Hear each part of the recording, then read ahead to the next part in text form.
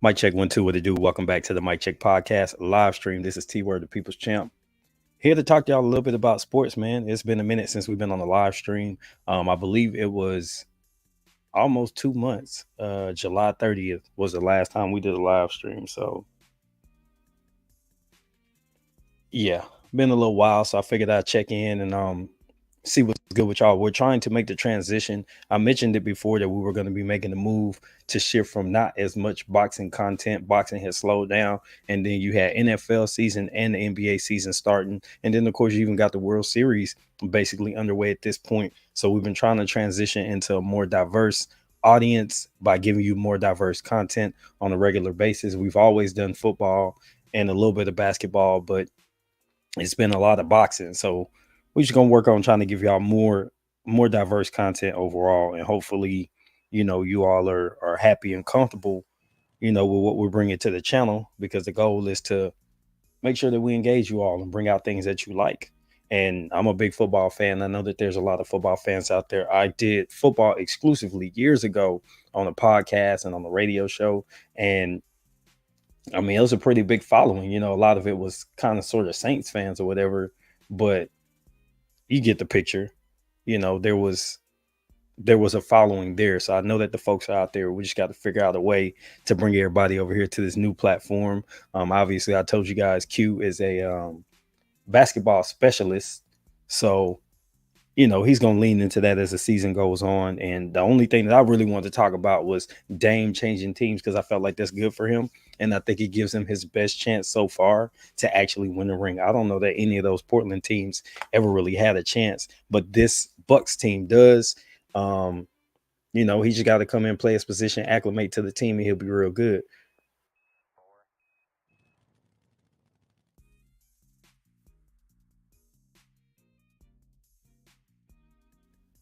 Now, in other news, we definitely want to talk about um, the Tyson Fury and Francis Ngannou fight. That was different. It was. I don't know if it was good for boxing, but it definitely was to something pretty cool to see.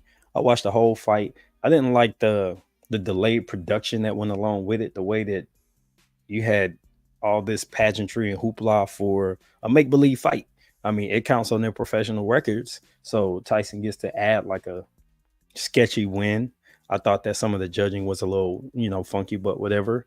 And then you had what I thought was a really great nightcap. You had a Shockey Foster come in and have a really good fight and close the show the way that a champion is supposed to, show that he deserves his belt, and he defended it on the road. A lot of times you might hear my co-host Q talk about um, you might hear him talk about being a world champion and having to defend their belt around the world. Well, I think even just going over to Mexico and defending your belt is pretty big.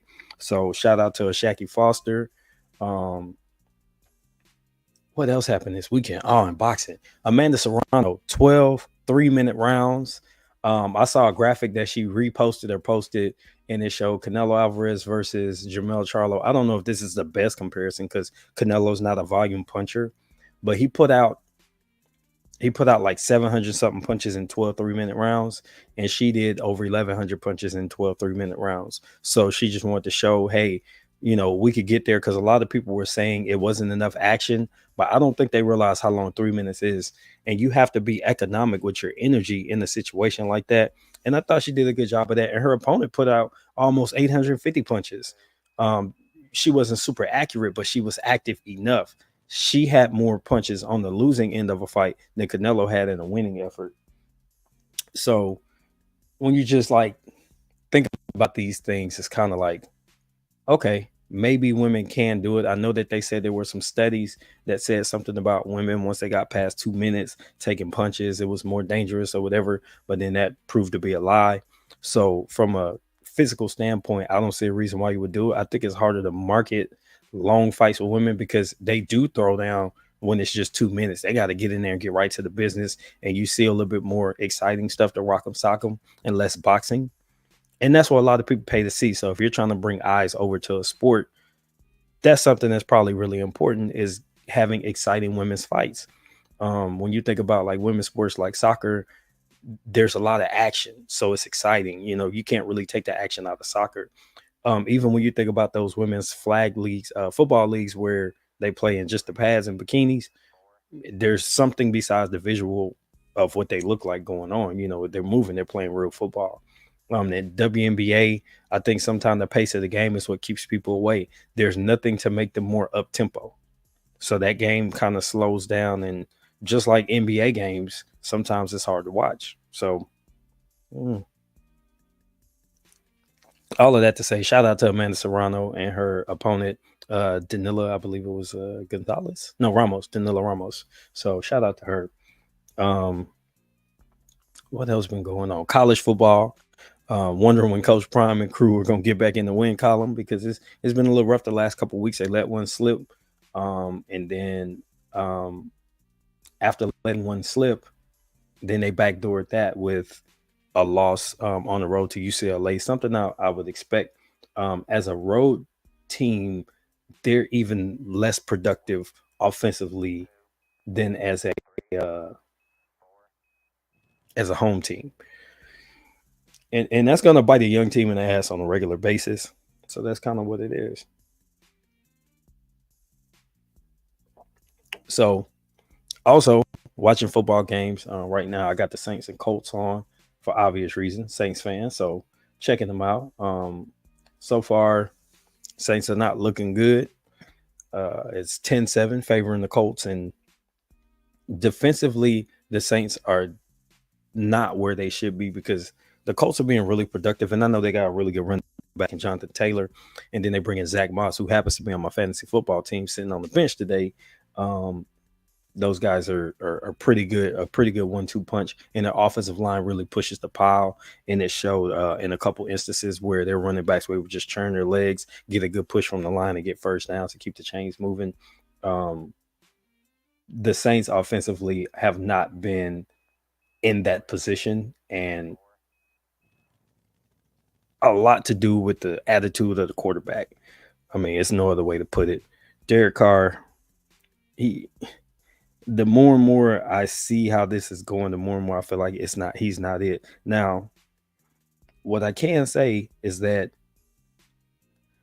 this first drive that they had, they went right down the field and scored, but they're giving the ball up on a regular basis and not getting anything.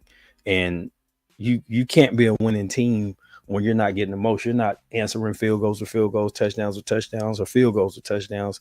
You're answering scores with punts or turnovers, and you're giving your opponent premium field position because you're not even moving the ball when you turn it over. So, this is something that the Saints are seeing on a regular basis. They're wasting these great defensive performances on shitty offense. Just like when we had Drew Brees in there, we wasted a lot of um, great offensive performances on shitty defense. It's like you can't win for losing. We had that one magical season where everything fell into place, but a lot of times we just weren't good on defense, and we were just good enough to hold off the stampede, and we had an offense that could just stay ahead in the shootout. When you think about the 2010, 2011 team, the 2013 team actually had a really good defense and basic offense and made it to the second round of playoffs and lost to an explosive team that went on to the Super Bowl. And then you think about the Saints from 2017, 18, 19, and 20, four division champion teams. They had everything that was necessary to be that squad.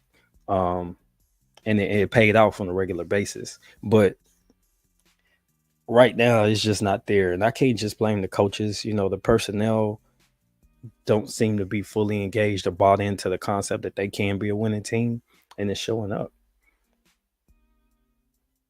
So it looks like we don't have anybody joining yet. I'm sure folks is watching games, etc. So I get that.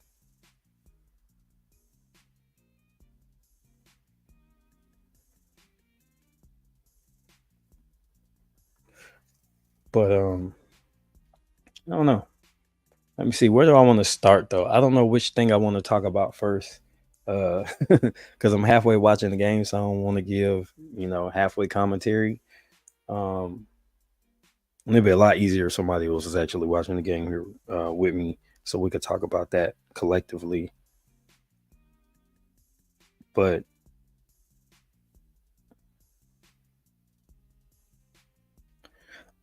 What I think most concerns me with the Saints, I'll start there since they're actually on my TV right now. What concerns me the most is that the dudes who are supposed to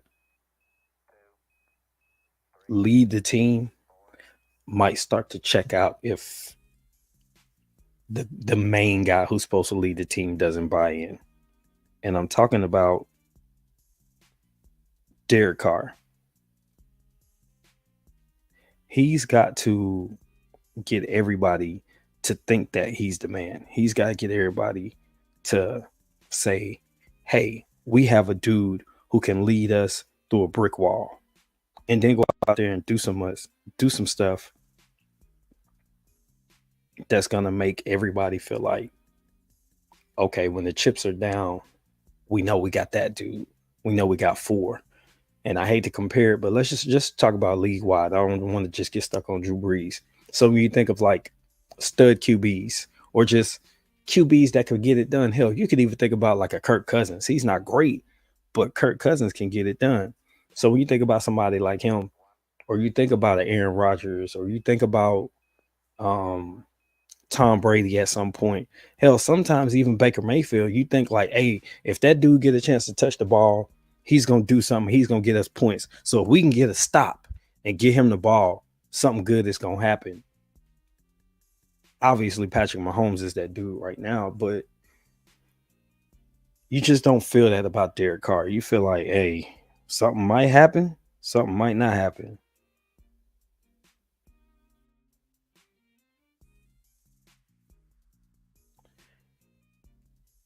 And more often than not, I feel like it's not gonna happen when Derek Carr is back there.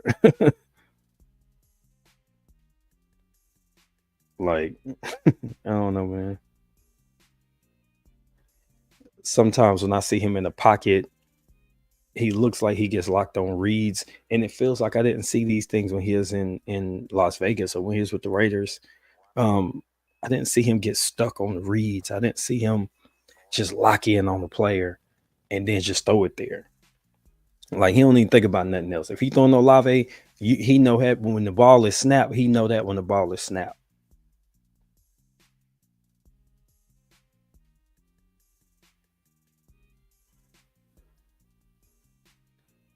So for me, I think I'm kind of over the way that he's trying to run the offense. And then I think about the money that he's getting paid. And then I think about Jameis Winston sitting over there and what that actually means. Can we just put Jameis Winston in and see what happens? Like, give him a game, and just see what happens. And Carr's just gonna have to deal with it. If he's butthurt, then he's butthurt. I don't really care.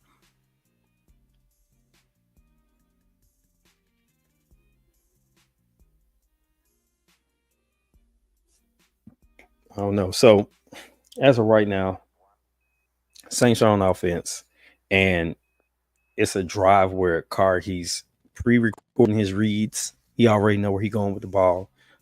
He doesn't look people off. He's just doing a lot of things that make you feel like you really don't want to be here. Like you just wanted that check, and now that you got it, you just riding out the season and hoping they probably cut you loose.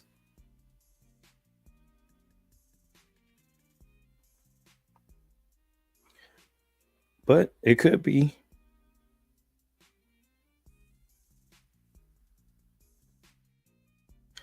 something different.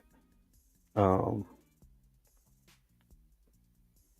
Maybe it's some stuff going on behind the scenes with the coaching staff that the fans aren't privy to that are making him not seem as engaged. Now, other NFL stuff, because I don't want to just get stuck on one team. Other NFL things that have been going on. Um, I like what's going on in Miami. Um, Not surprised at all that they've been really good.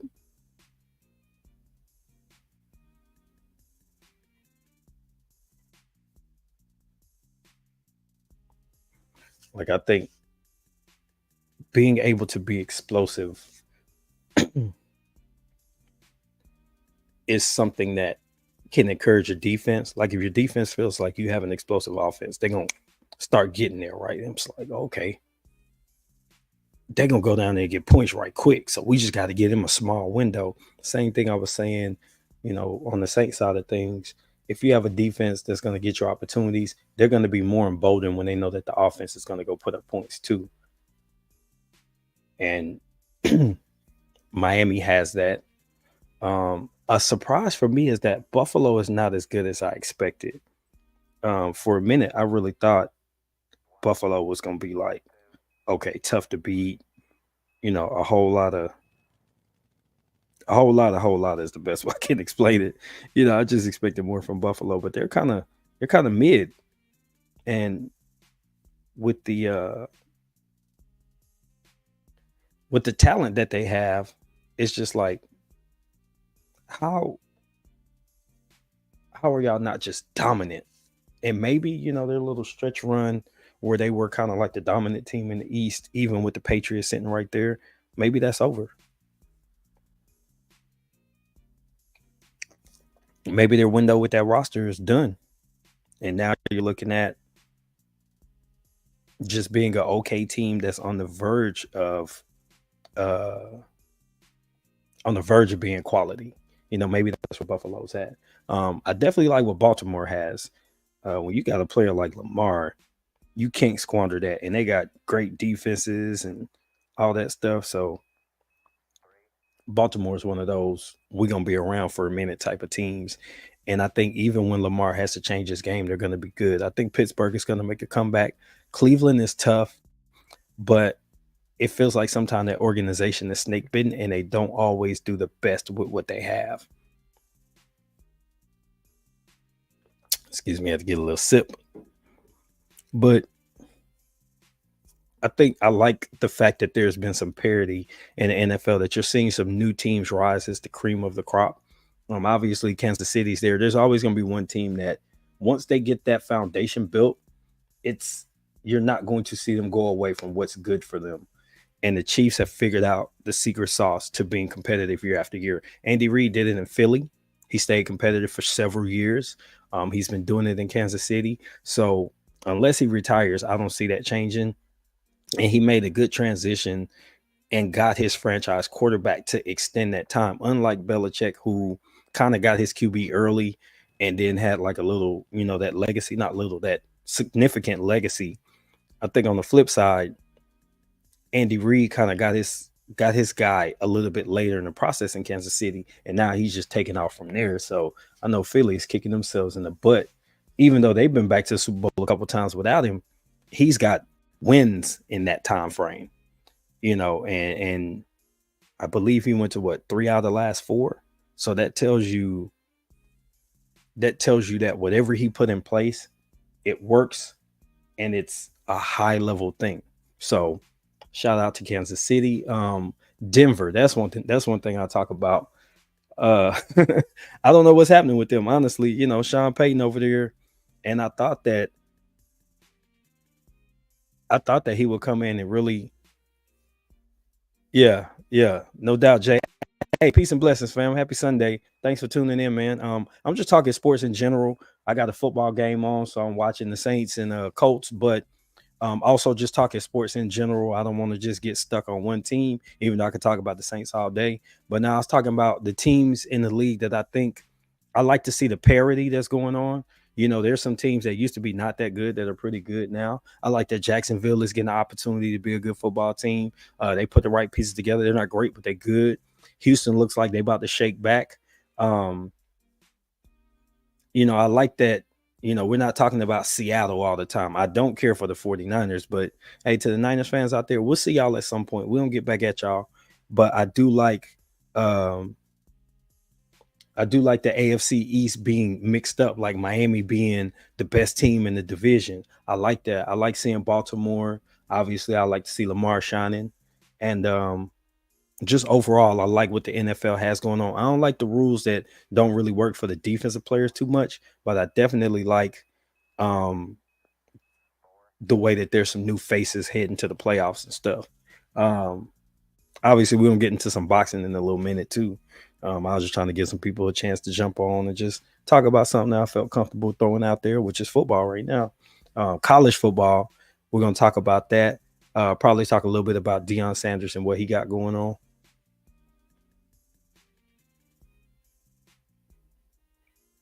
What you got popping today, fam?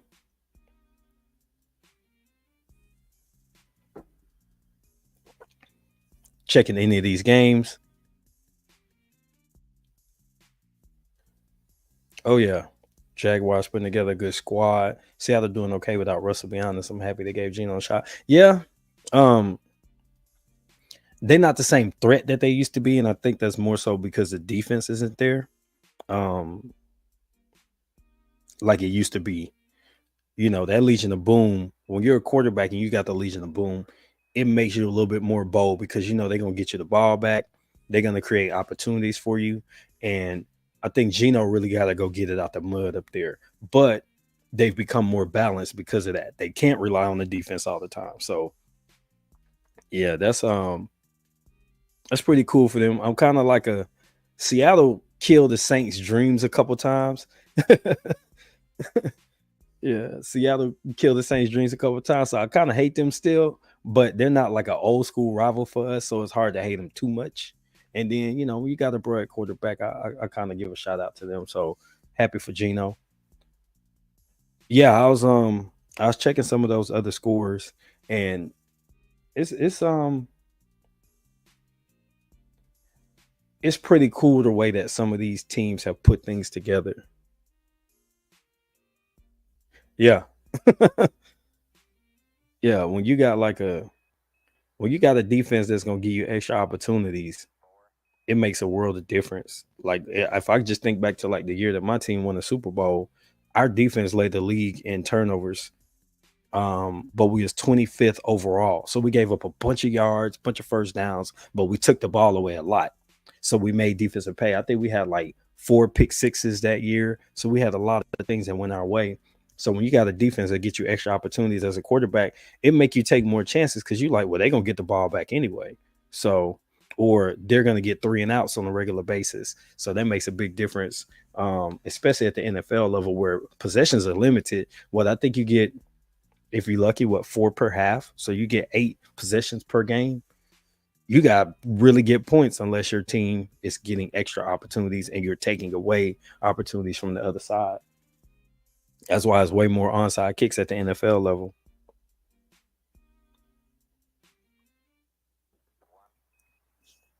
But yeah, so I'm watching this one. The Saints finally got it closer. It's 17-14 favor of the Colts. 7 minutes left in the half. So got a touchdown from Taysom Hill. I hate that we gotta do all this specialty shit just to get points.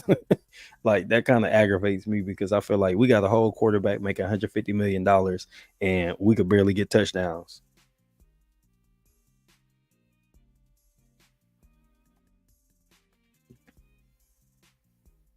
It was a pop for targeting players. The luck faded. You think that's what happened, man? You know,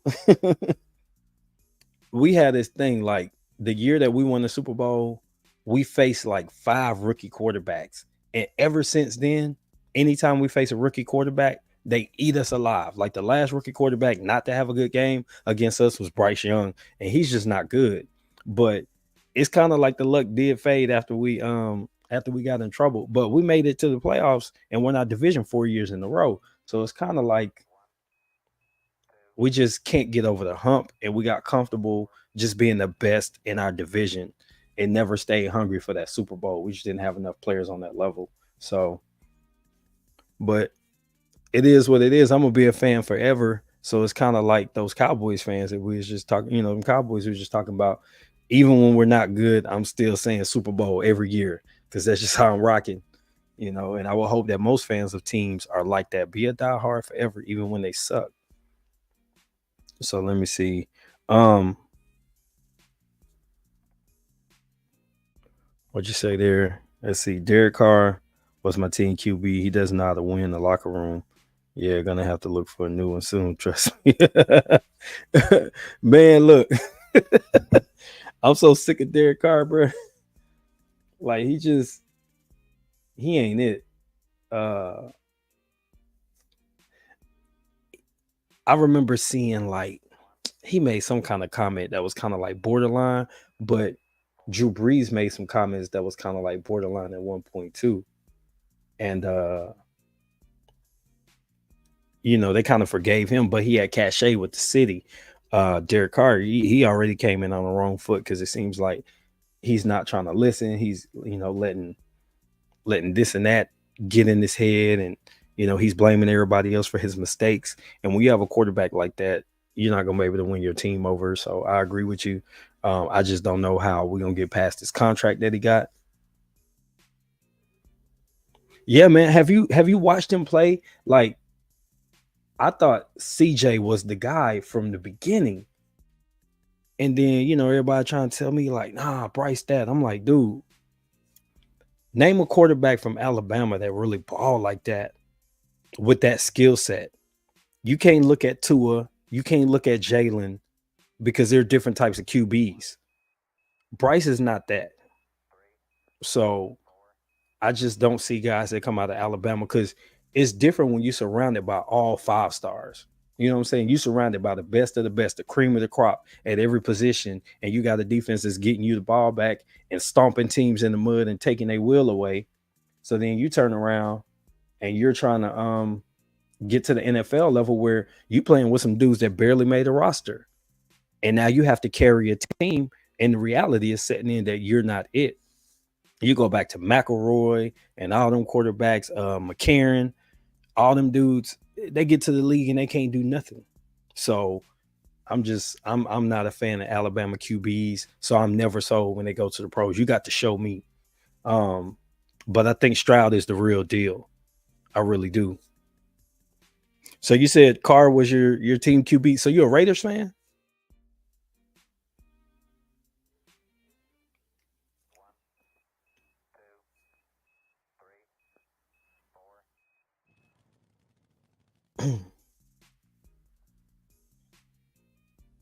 Yeah, I followed the Raiders more when Beast got over there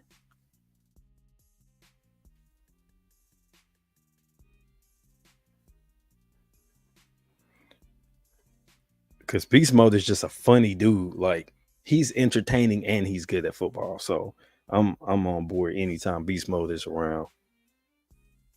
And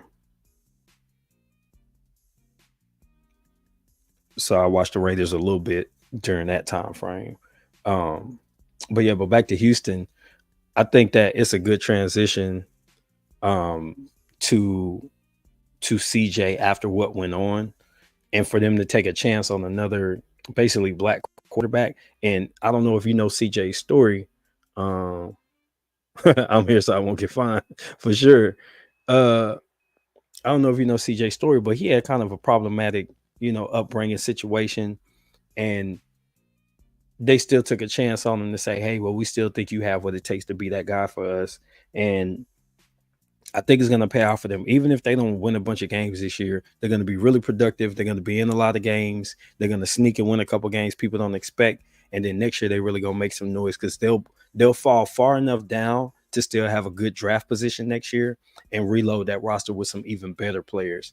And I think they got a good coach. D'Amico Ryans is that dude, and he's going to really take that franchise to where it needs to go. And hopefully the people in the front office stick with him, because sometimes these teams are not historically patient with African American coaches. And I ain't gonna get on my soapbox about all that. I'm trying to keep it light, but truth is truth. So I hope he gets enough opportunity to really make that franchise better, and that'll be good for all the coaches like him that want to come up. Because Mike T can't be the only one. We got to have a few guys that get a good chance to take their team to that next level.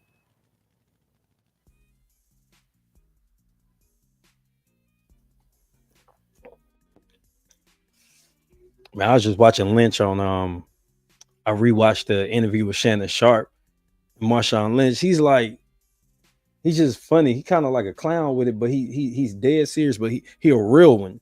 You know what I'm saying? But he don't even realize how funny he is. He just be like, "Oh man, let me tell you about this," and then you sitting there cracking up laughing because he just has that delivery and that sense of humor, which I think is dope. Hold on, I missed this comment. Let me see. Raiders Nation forever. It's been hard, but I'm loyal. I feel you. Listen, I was a Saints fan back in the 80s and 90s when we was dog water. So um yeah, Dion, Dion said he don't want to coach in the pros, and I believe him. Uh, what I think though is he's going to get to a bigger school once his sons graduate, and I think that's where he's really going to get his credit. Because right now, he went to Jackson State and he kind of turned the roster over and turned the team around. He's at Colorado. He's turned the roster over. He's going to turn that team around. He'll win a few games. He'll be in the Big 12, so the opportunity's there because you're playing Houston, Rice. I think Stanford, Saints just scored again. I'll take it. Teams like that. So I believe he's going to show people that he could put it together, and then he'll go off to like another school, probably end up at Florida State, and he's going to get them back to the glory days, back when he was there, back when the Peter Ward days and stuff like that.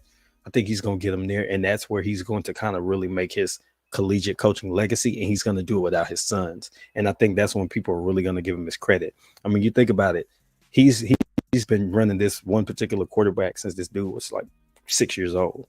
So he's had Shedeur, so he knows exactly. They have that language, they have that nonverbal communication.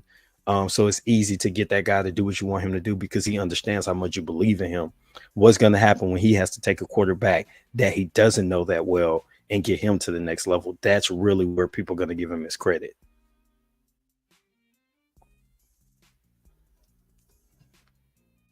All right, Saints offense just look explosive. It didn't surprise me.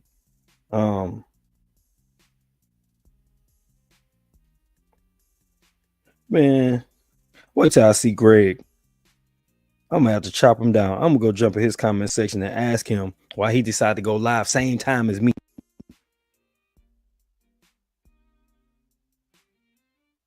He seen my live notification.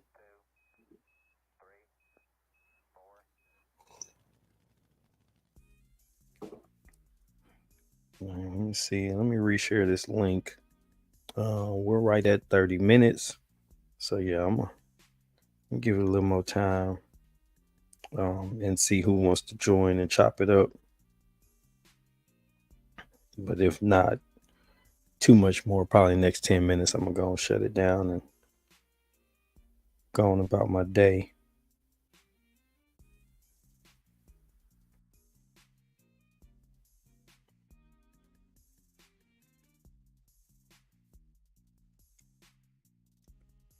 Let's see. Groups.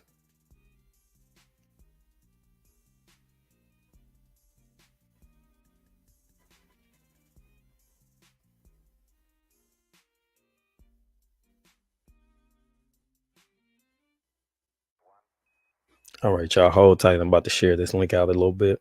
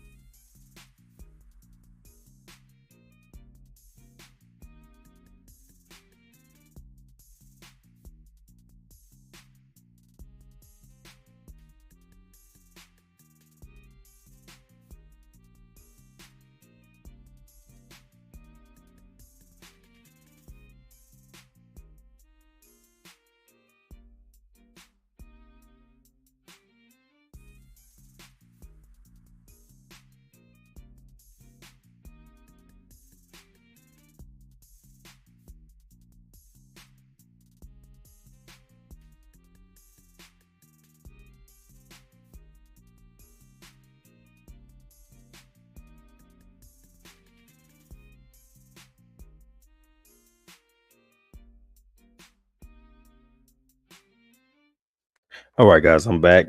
And so we were talking about the NFL. We just had Jay in the chat. Basically, we talked a little bit about the Raiders, etc., so on and so forth, and talked about the Saints and talked about the NFL in general. But now I want to go ahead and transition to some boxing, and it's a it's kind of like it's been a good weekend of sports as far as boxing goes. And I thought that Saturday having the I guess having the two sides of the coin where you had kind of like that influencer cross sport, cross platform boxing versus actual traditional boxing. And you just saw how traditional boxing gave you probably one of the best rounds of 2023. And now that we've had almost 10 months of 2023 under our belts, to see that some of it is going to be a prisoner of the moment, but other parts are. We saw a hell of a round. I could probably, if I had to think about all the different cards that I watched this year, there's probably been some other rounds that really could stand out. But I think that round last night between Ashaki Foster and Rocky Hernandez was probably one of the best rounds of boxing in maybe the last couple of years. And I'm all for it because I like the way that these guys got in there and they laid it all on the line. That 11th round was just like, wow. you know, Shock hurt Rocky. Rocky was able to stun Shock a couple of times, but I think that the sustained damage of what Ashaki Foster put on Rocky is what really ended up ending the fight ultimately in the 12th round. And we'll get to that in a minute, but I do want to talk about the Tyson Fury and Francis Ngannou. That card was crazy, and I didn't like all those delays, but Fabio Wardley's win was pretty good. The way his opponent got knocked out and the way he kind of laid on the ground and was smiling, and it was just some weirdo shit. But anyway, I thought that overall it was a good fight though. And then it ended with the splash, and that's what you want to see. And boxing a lot of times is those splash results. So we got that from that fight.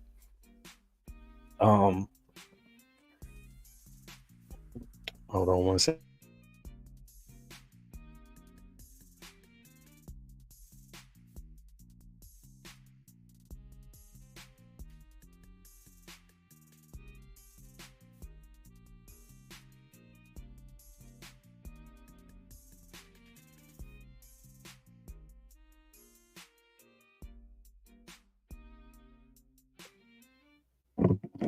All right, so yeah, I felt like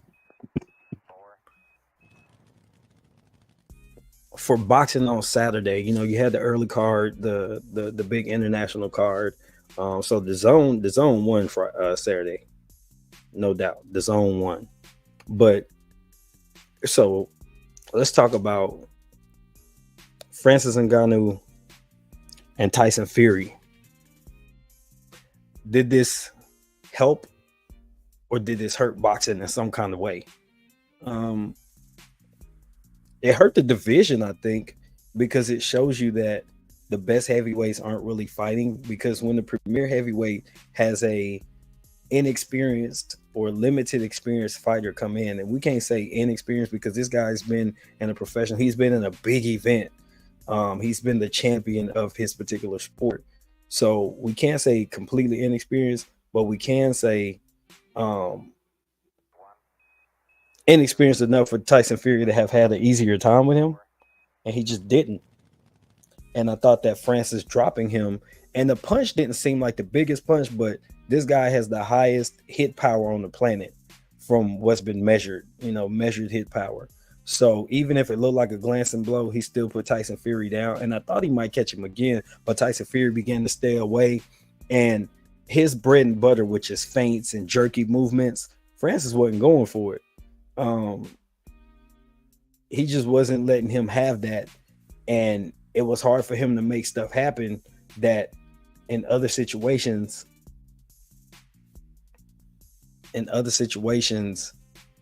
he was able to make it work, like against Deontay Wilder. Wilder would bite on a bunch of fakes and a lot of jerky movement and allow opportunities to catch 1-2s, etc. Um, Francis, because of what he comes from, I think that that's not as effective in MMA because they're kind of like, I guess you could call it pre-slip in boxing. They're kind of pre-reacting, like they're already kind of moving in a jerky way as well. The way that they're repositioned, they have like an active guard, so to speak. So they're already ready to react without it being abnormal. So I think that when you throw a lot of feints out there and stuff like that, it's not going to work with them because they're already like in reaction mode. They're kind of pre-reacting to what you're going to do because they want to be able to strike off of your punches. They want to be able to strike off your moves.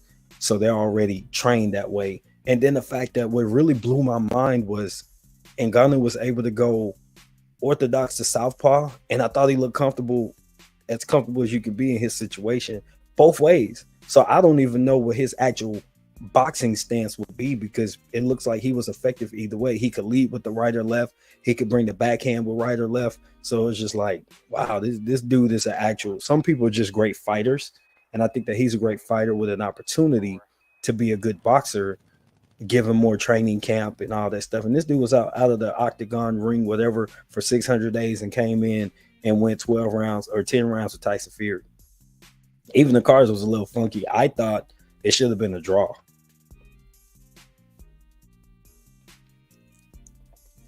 So it's crazy for, even with the knockdown, for it to be, one card had it, I think it favored Fury by 3 rounds or something like that. I just don't think it was that far apart. If you gave it to Fury, if everybody gave it to Fury by 1 point, I would say, okay, so that means you felt like he won two extra rounds. So you felt like he won 6-4. I could buy that because there's a lot of close rounds in my opinion. But having him win by 3 rounds and he was knocked down once, how many 10-10 rounds did you score? That and judges' cards were the talk of the day by midnight because of the finale at the end of the night as well. So I just felt like I don't know that was a good look for boxing because basically you robbed an MMA fighter. So switching up, what happens with Francis from here? I don't want to see him fight Deontay Wilder or Anthony Joshua. I want to see him fight some journeyman heavyweights. If he wants to actually pursue boxing and start to make his money, I want to see him fight some journeyman heavyweights to get his chops. I want to see him work his way up the rankings. The WBC is going to put him in the top 10. So because he's in the top 10, he could quickly become a title contender for that WBC belt, whoever has it. So he'll eventually cross paths with your Deontay Wilder. If one of the other organizations decides to rank him, the WBA, the BO, or the IBF, then he can start to think about coming across paths with Anthony Joshua, who I believe is ranked in IBF and WBA. I only think he works in the WBC rankings. So he'll get to fight those two dudes over time as he ranks up. I think you're going to see Dillian White. You're going to see Jermaine Franklin, which will be a tough-ass fight for Francis until he knocked Jermaine out. I think you're going to see Big Charles Martin. You go see maybe Andy Ruiz. If he wants to get in the ring, go see King Kong Ortiz. You know what I mean? I don't think Bermain Stavern is still fighting, but if he out there, go see him. But get these kind of guys on your belt that are dangerous, but not as dangerous as you, and they're going to box you. Like Andy Ruiz is going to box him. That would be a tough fight. Jermaine Franklin is going to box him. That's going to help him acclimate very quickly to what it takes. And I think that that's going to make a big difference in his development, which when he gets to the championship level, he'll be there. He'll be that guy that is going to be a real challenge for a fighter. I think because that one hitter quitter power that Deontay has that Tyson Fury don't have, Deontay really got it. He really liked that. I think that that makes it hard for me to want him to fight him next because I think Deontay has what it takes to sleep him. Even though he could also get put to sleep, I think he has a greater chance of knocking him out than Tyson Fury did. And I think that that's something to think about when you consider his next opponent. And then we have to consider how committed he's going to be to actually trying to work up the rankings for a championship fight versus Kind of like, oh, I'm gonna go box. All right, well, I gotta get ready for this MMA fight. Because if he's gonna be back and forth like that, then all of this is a moot point, and I'm really not interested in that path. So it is what it is. Um, but if that's not what he's trying to do, then if he's really going to give, let's say, the next 2 years to boxing and just only take the most lucrative UFC opportunity, then I'm on board with that. I just don't want to see him try to hop back and forth. Like even Clarissa Shields, she's dedicating a year at a time to either PFL or actual boxing. I think that he should take a page out of that book. Um, as far as Tyson Fury, he sustained a couple of cuts, so he was supposed to fight Alexander Usyk, um, December 23rd. That has been called off.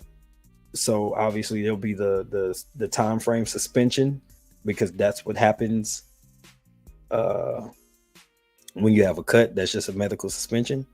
So if that fight's not gonna happen, Usyk needs a fight now. We don't want to see him against Anthony Joshua, so I don't know what it's gonna be. But now we got to look at what that, what Usyk is gonna do to stay busy. And now they got to remarket that fight. Tyson got to fight somebody and actually whoop their ass to get people back hyped to see this undisputed, because this is going to be the least desired undisputed in boxing, because people are tired of waiting for them to fight. Like, think about Naoya Inoue, who already got undisputed at 118, and he's about to get undisputed or opportunity to get undisputed in another division in a calendar year. That's going to be a big deal for him. He'll be the second undisputed, two-time undisputed male. And people will be more excited about that than about Fury versus Usyk at this point, even if it's in January. So I just think that maybe Tyson Fury is going to need another fight to get the sizzle back. Usyk, he could get somebody else in the meantime, because you ain't going to see Tyson no time soon. It ain't going to happen. What was the next point on that?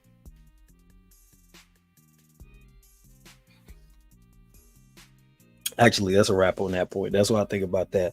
Amanda Serrano. So I got a couple more things. We got about 10 minutes to the hour. So I'm going to go ahead and just carry it out and hit the full hour. So I'm going to spend the next 10 minutes talking about these other boxing points. And then we're going to get on out of here, y'all.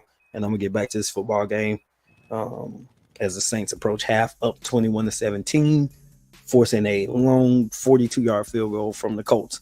But anyway, as far as boxing, so I feel like Amanda Serrano proved a really great point by getting that 12-round, 3-minute fight. And I thought that she performed very well. She put up a lot of punches, like I mentioned before. I thought her opponent was really productive. Think about this. Canelo in his last 12-round fight against Jermell Charlo threw 780-something punches. Her opponent threw 846, and Serrano threw 1,100. So that tells you that they both went there fighting for 12 rounds. So even though it might have not looked like a lot of action, they was getting to it. And she apologized to everybody because it wasn't as action-packed as many people wanted. So when you consider that, like, you know what? It wasn't that bad. Now, as far as other women, I've seen a lot of women gas. Think about Alicia Baumgartner.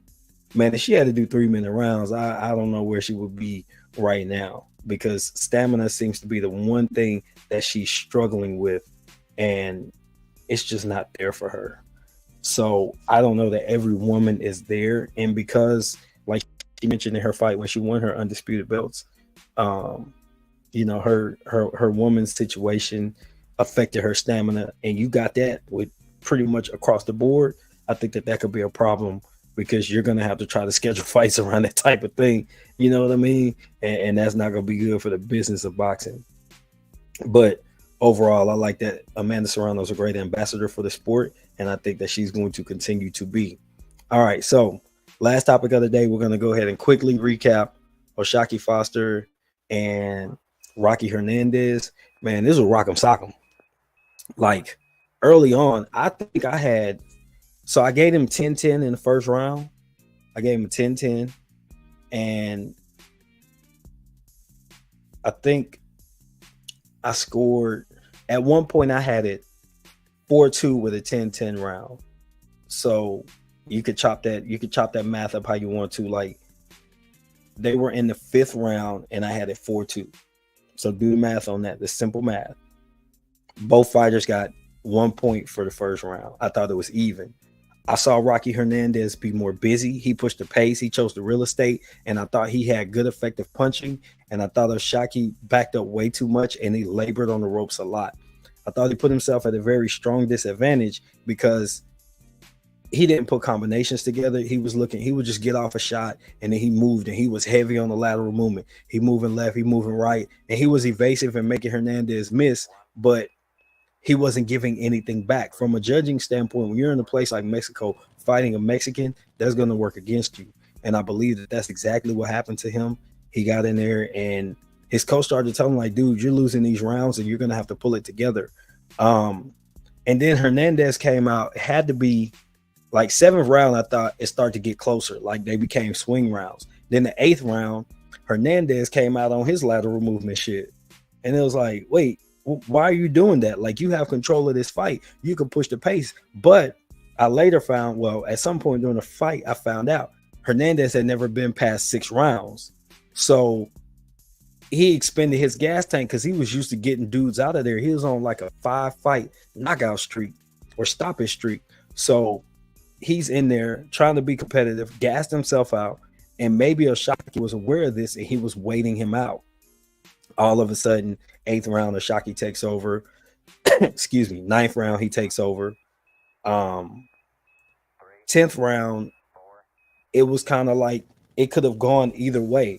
Now, if you're keeping score on your bingo cards, I've still at that point got Hernandez ahead, because if after 6, I had it like 5, I had like 5-2 with a 10-10. So let's just call it 5-1.